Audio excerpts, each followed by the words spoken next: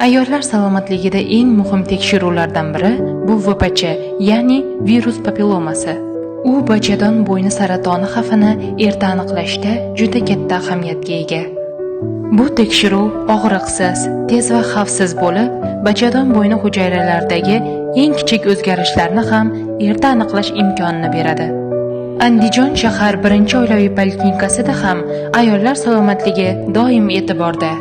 Poliklinikaning tajribali ginekologi hamda doya hamshiralari ayollar salomatligini mustahkamlash maqsadida uyma-uy yurib tushuntirish ishlari olib borishmoqda. Birinchi oilaviy poliklinika jamoasi har bir ayol sog'lig'i uchun tinimsiz ishlamoqda. Shuning uchun siz agarda hali VPC tekshiruvidan o'tmagan bo'lsangiz, hozir ayni vaqti. Salomatligingizga befarq bo'lmang.